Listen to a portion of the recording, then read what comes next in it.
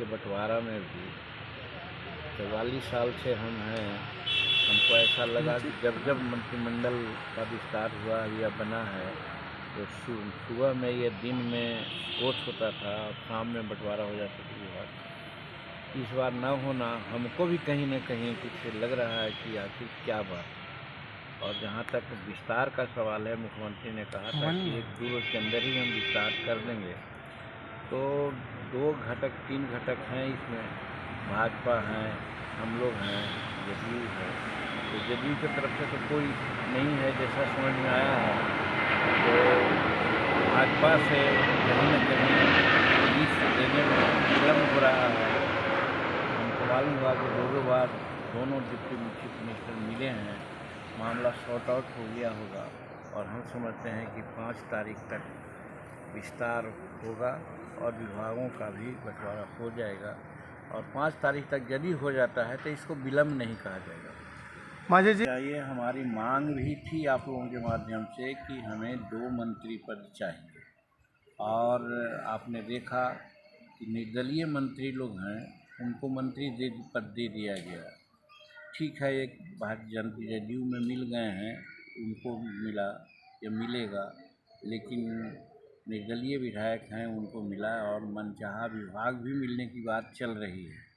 तो वैसी परिस्थिति में हमारा क्लेम मजबूत होता है और हमने मांग किया था। और बात भी सही है कि मगध क्षेत्र एक तरफ शेड्यूल कास्ट की बहुलता है तो दूसरे तरफ सवर्णों में भी कदावर नेता की आवश्यकता है।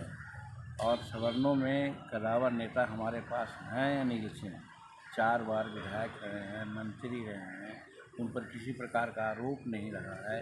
तो वैसी परिस्थिति में हमने मांग की थी कि 2 दीजिए। और इस पर हम नित्यानंद राय जी से बात किया है और अमित शाह जी से भी बात किया। हालांकि अमित शाह जी ने अपने थोड़ा सा उसमें बोले कि थोड़ा मुश्किल लगता है, लेकिन हम समझते हैं कि वो मुश्किल को आसान करना हमारे अमित शाह जी के लिए कोई बड़ी बात नहीं है। इसलिए आज जब पूछ रहे हैं तो पुनः मैं अपनी बात को दोहराता हूँ कि हिंदुस्तानी अवाम मोर्चा सेकुलर को 2 मंत्री पद मिलना चाहिए। और सामाजिक सामंजस्य के लिए भी मगध में एक शेड्यूल कास्ट को मिला है तो एक सवर्ण को भी मिलना चाहिए, ताकि सवर्णों का वोट कंसोलिडेट होकर के हम लोग को मिले। इसलिए हमारी मांग है। तो 5 तारीख को होगा विस्तार। मैं तो समझता हूँ कि आपके माध्यम से अगर ये बात हो रही है तो उनके कानों में जाएगी। हालांकि हम मुख्यमंत्री से भी बात किया है और फिर नित्यानंद राय जी से बात किया है जो कोऑर्डिनेटर थे, और अमित शाह जी से भी बात किया है।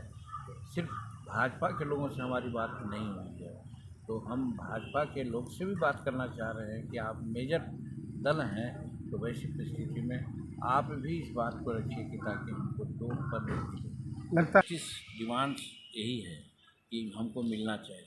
अगर नहीं देते हैं तो वो इनजस्टिस होगा। वैसी परिस्थिति में हम नहीं समझते हैं कि मेरे साथ कोई इनजस्टिस होगा। और मगध में सामाजिक वातावरण को बैलेंस करने के लिए आवश्यकता है कि वहाँ 2 पद हमको मिले। एक शेड्यूल कास्ट का मिला है तो एक सवर्ण को मिला है। महागठबंधन से भी काफ़ी देखिए, डायरेक्ट बात हमसे नहीं हुई, लेकिन हमारे परिवार वालों तक के से पूरी बात हुई। वो लोग मुख्यमंत्री पद का ऑफर दे रहे थे, लेकिन आप जानते हैं बहुत पहले भी हमने ये बात कही है कि जीतन मांझी गरीब हो सकता है लेकिन बेईमान नहीं है। आज तक आप 44 वर्ष में हम अपने पे से हम काम चलाते हैं, हमको और पैसा का कोई आमदनी या कोई बचत नहीं है।